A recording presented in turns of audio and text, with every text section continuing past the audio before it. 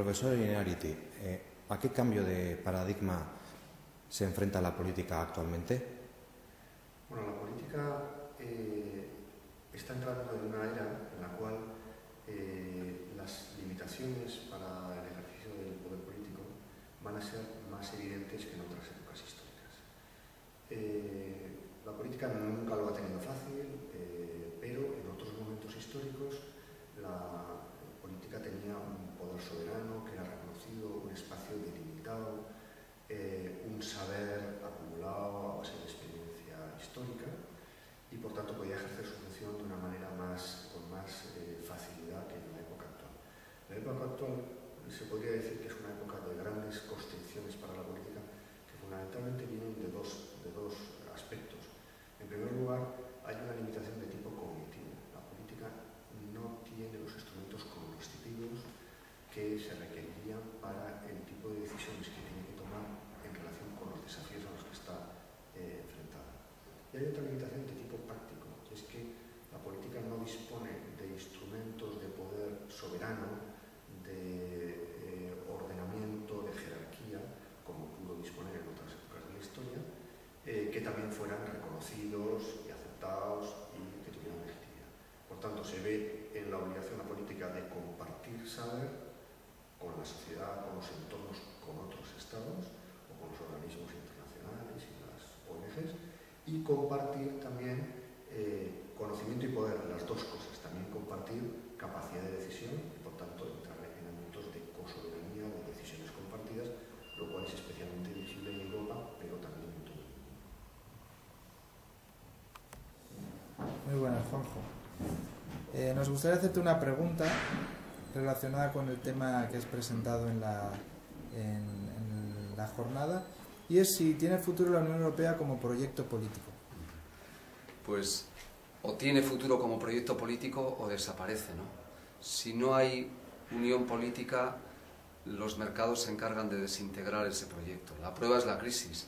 Está agudizando una atomización de respuestas estatales, egoístas, autárquicas, y eso está profundizando y eternizando una crisis sistémica potente, ¿no? La Europa política es el corazón de la verdadera Europa, más aún a 27 estados tan heterogéneos y tan atomizados, ¿no? Yo creo que existen herramientas de gobernanza para posibilitarlo y la clave del sistema es que realmente haya voluntad política. Estoy convencido de que ese es el futuro de la Unión. ¿Qué tipo de medidas concretas crees que se podrían implementar para lograrlo?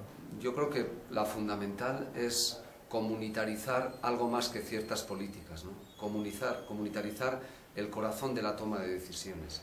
Que el verdadero órgano ejecutivo, que es la Comisión Europea, verdaderamente represente un proyecto europeo y no una suma de decisiones estatales. Porque quien demanda hoy día decisiones, que es el Parlamento Europeo, se encuentra con que el Consejo, que es en suma el representante de cada uno de los gobiernos nacionales o estatales, acaba comprobando como Parlamento que la voz popular de un demos europeo acaba pisada por la suma de egoísmos individuales y estatales. Por tanto, la clave de esa gobernanza estaría en comunitarizar el corazón de esa toma de decisiones. Ahí es donde entiendo que una Europa federal, una Europa política, una Europa con voz exterior sería posible, ¿no? Muchas gracias.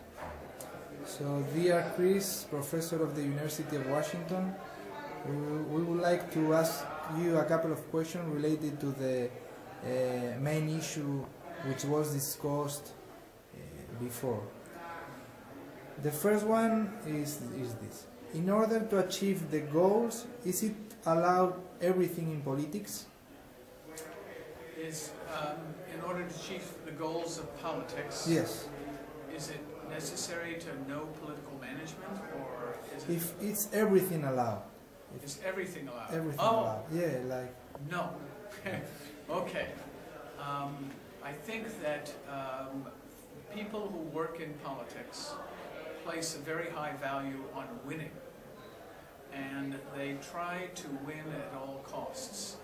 But I think that the more important aspect and obligations of people who work in politics is to understand the principles of democratic politics and not to violate those principles, because to some extent they have an obligation to maintain the institutions of democracy and to make sure that those institutions are functioning effectively.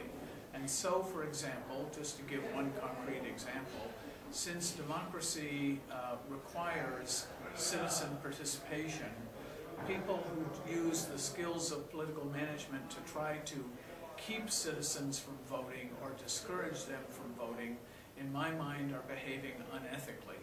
People who deliberately mislead the public and lie about their opponents and what their opponents are saying, either by taking a very small thing and blowing it up as though it was the most important thing in the world, or actually saying that something is true when it's not true, seems to me to be things that are fundamentally unethical. And is it not the common strategy, the common behavior? I think that for many people in politics, they are interested in maintaining good politics, and yet there are certainly some people who think that anything goes.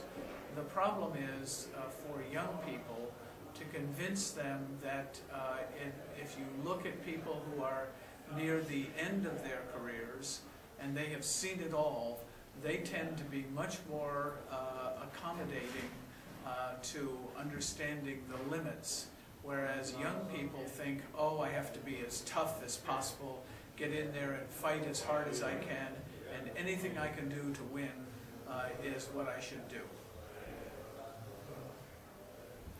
Thank you very much. The second question is a bit tricky.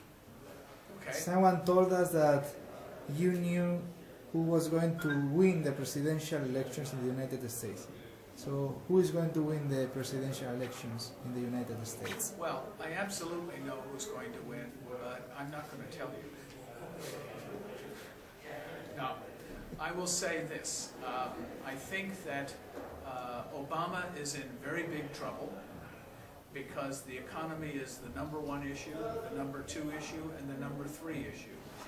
And so if he cannot get the economy improved by June or July of next year, then I think he will lose to whoever is the Republican candidate.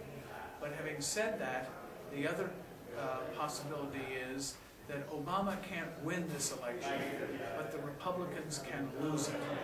And so if you look at Obama's popularity, it is high, I mean it is low, below 50, but the Republican popularity is even worse.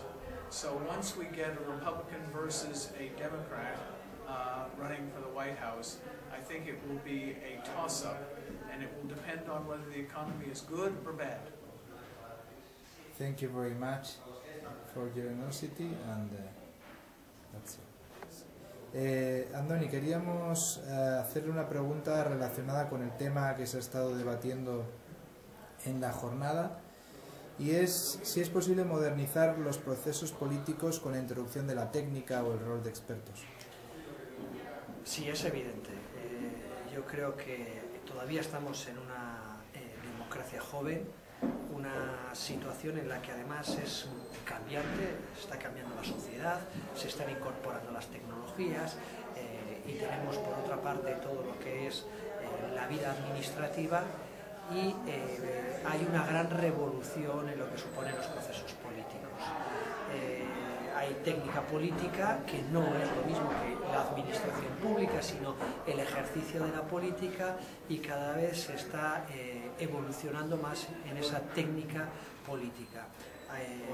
Está empezando a haber formación de expertos, únicamente expertos que se están capacitando en todo lo que supone cómo atender las necesidades políticas de los gobiernos, cómo tomar decisiones políticas, cómo planificar los recursos, cómo hacer las mediciones políticas, y todo eso está llevando a una profesionalización de la acción política.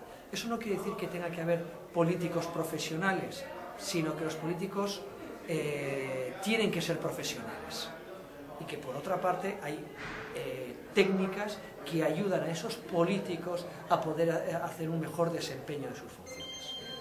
Muy bien. ¿Y qué rol tendrían los expertos en este proceso?